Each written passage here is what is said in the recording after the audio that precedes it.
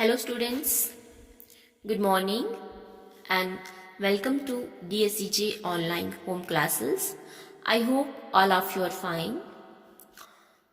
Dear students, हम class 8 का English book tulip series का चैप्टर नंबर 2 लाइफ पढ़ रहे थे।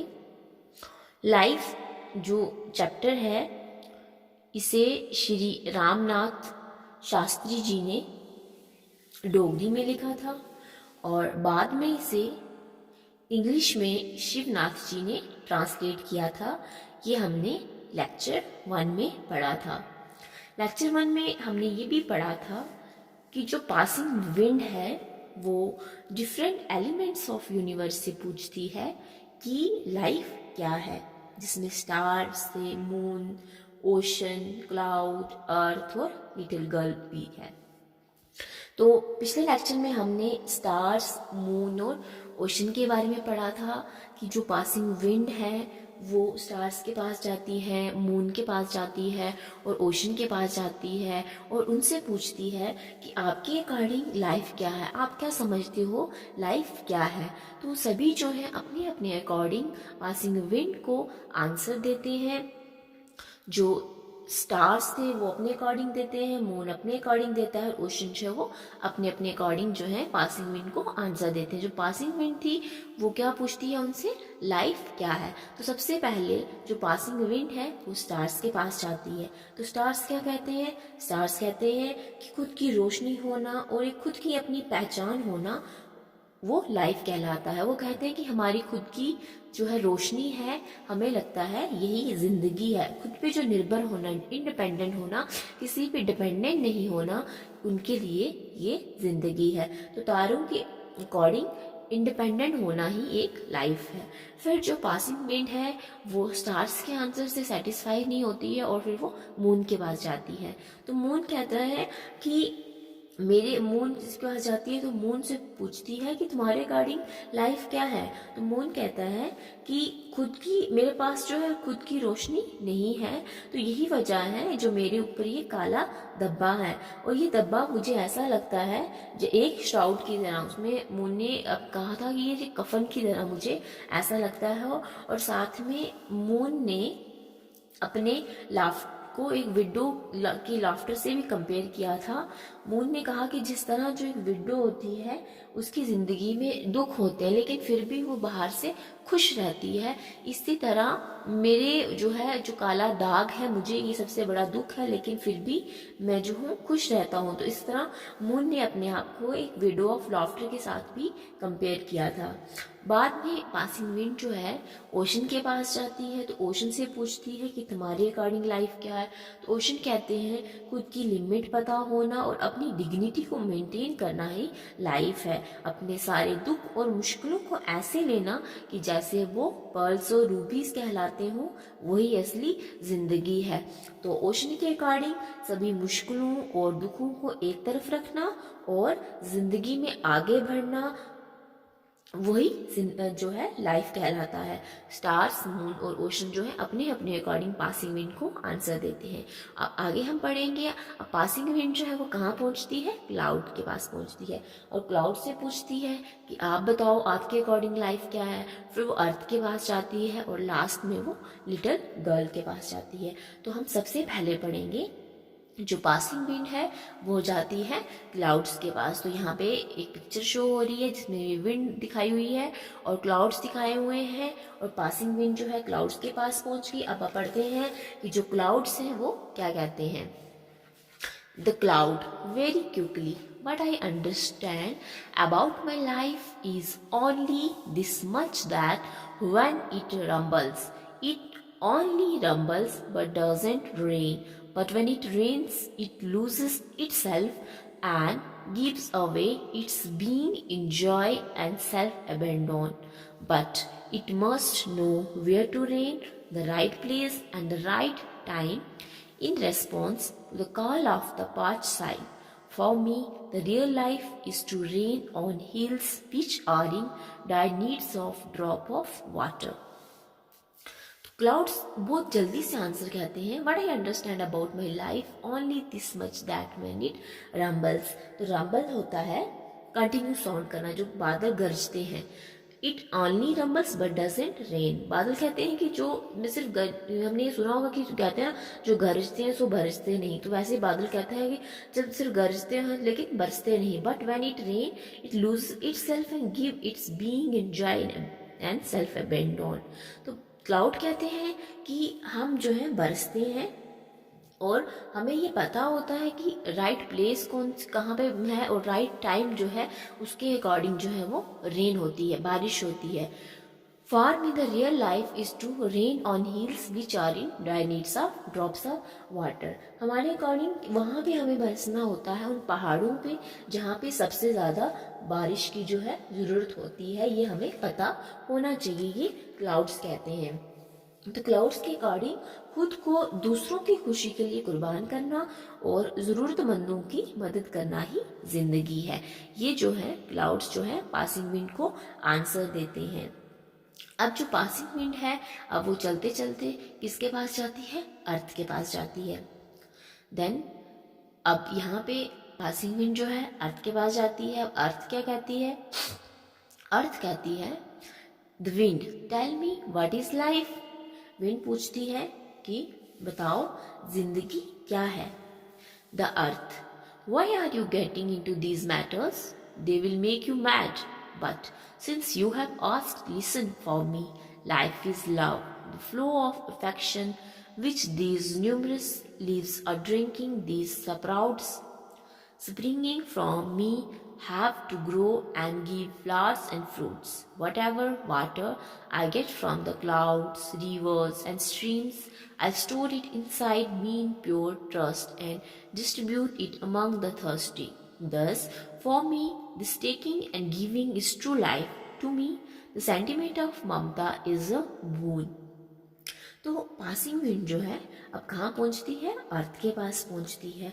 तो वो कहती है कि तुम ऐसे अपनी इन बातों के पीछे जो है क्यों टाइम वेस्ट कर रही हो, इन बातों पे क्यों पढ़ रही हो, ये तुम्हें पागल बना देंगे, दे विल मेक यू मैड। चलो अगर तुमने पूछा है तो सुनो, मेरे लिए जिंदगी जो है वो प्यार है। क्या है? प्यार है। The flow of affection which these numerous lives are drinking, these sprouts springing from me have to grow and give flowers and fruits.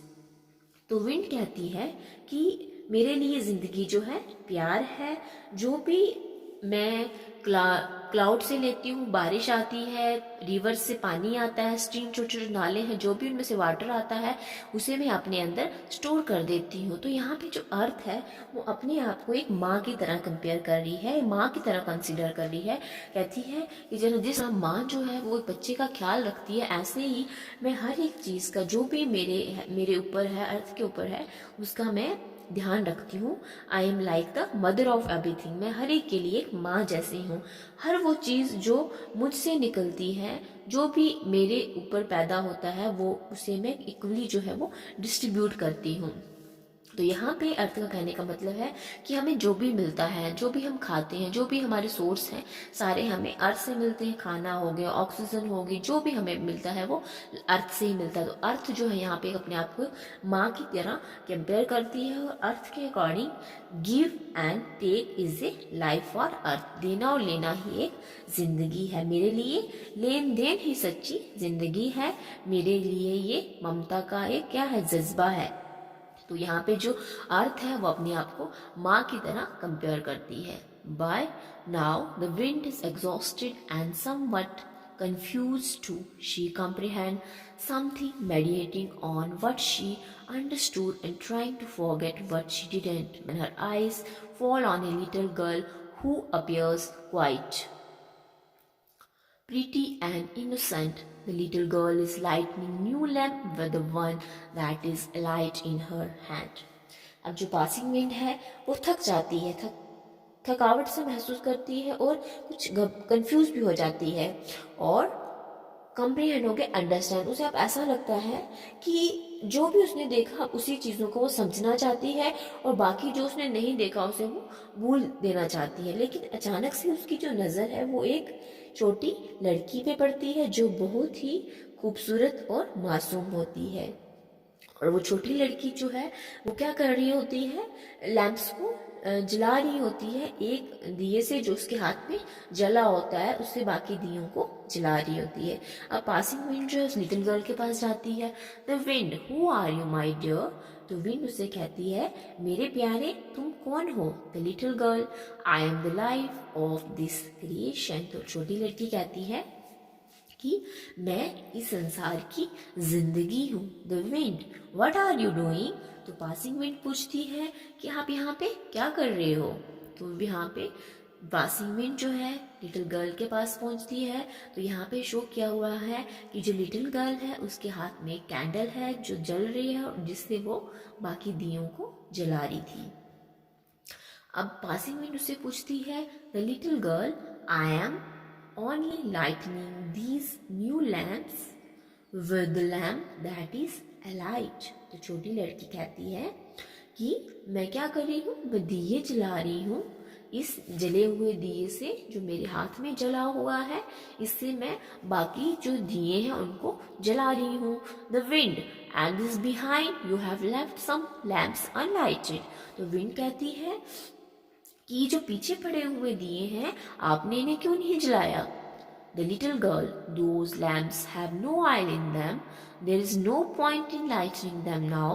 Those who are yearning to awake, those who are waiting to be lighted, I am lightening only those I love this play of life। तो छोटी लड़की passing wind से क्या कहती है कि मैंने उन दियों को इसलिए नहीं जलाया क्योंकि उन चिरागों में तेल नहीं है, उन दियों में तेल नहीं है और इनमें जलने वाला जो सिरा है, जो लाइटनिंग पॉइंट है वो भी नहीं है, इसलिए मैंने इन्हें नहीं जलाया। इस जिंदगी के खेल से वो कहती है मैं प्यार करती हूँ और मुझे ये अच्छा लगता है ये इन दियों को जलाना। I am lightning only those, मैं सिर्फ उन्हें ही जला रही हूँ जिन दियों में तेल भी है और जिनमें आगे से लाइटनिंग पॉइंट भी है। ये सुन के hearing this, the wind smiles as this play greatly impressed her. She is so much delighted that she forgot herself and joined the little girl।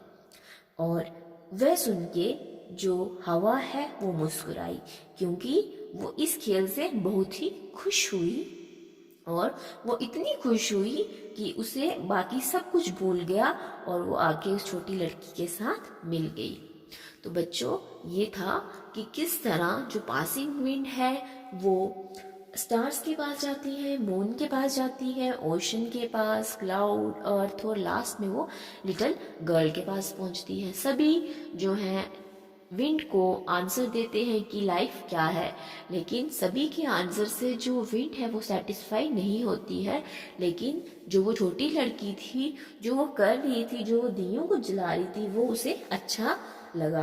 तो इसमें अच्छा क्या लगा उसे, इसमें हमने क्या सीखा कि जो वो विंड थी वो उस छोटी लड़की से क्यों इम्प्रेस हो गई, क्योंकि यहाँ पे जो छोटी लड़की है वो ये बताना चाहती है कि wanted to say that knowledge, जो ज्ञान है वो सिर्फ उन्हीं को दिया जाता है जो सीखना चाहते हैं।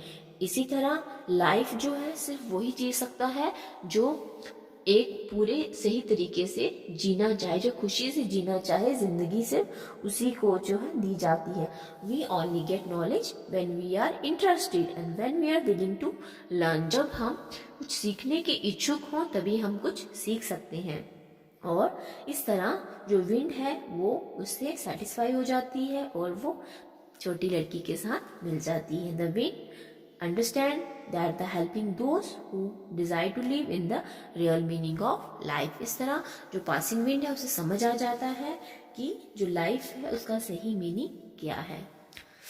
आई होप आपको भी समझ आ गया होगा कि लाइफ क्या है। लाइफ को हमेशा हमें जो है खुश होके रहना चाहिए, जो हो गया उसे भूल जाना चाहिए और हमेशा जो है कुछ भी जो हमें सिखाया जाए, जो भी हमें नॉलेज दिया जाए उसे हमें लेने के लिए, सीखने के लिए तैयार रहना चाहिए, तभी जो है हम आगे कुछ सीख पाएंगे।